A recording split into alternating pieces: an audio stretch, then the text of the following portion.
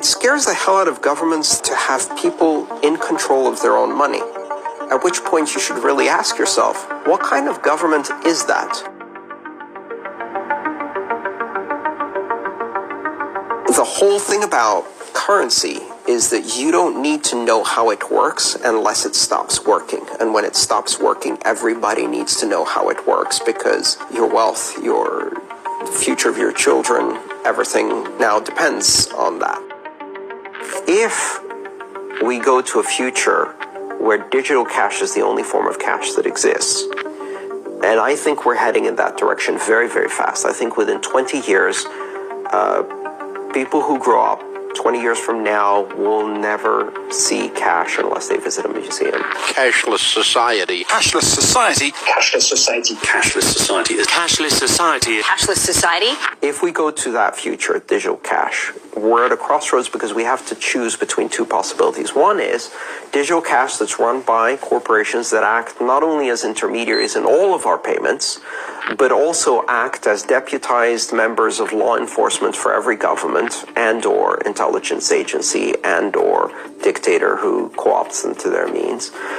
That type of finance takes the worst of surveillance capitalism and the worst of surveillance states, merges them together in this fascist dystopia where every transaction you ever made tells something about your habits, your politics, your associations, your movement, your physical location.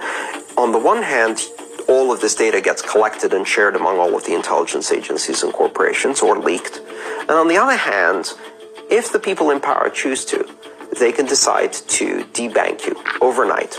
They turn off the switch. Now imagine what happens if your bank account is shut down and cash doesn't exist. Well, you can't eat. You can't buy food. Done. You can't use transportation. You can't rent an apartment. They can literally destroy your life in a second. And if you think this is crazy, this is happening today in China. They have a system called Sesame. It's called a social credit score.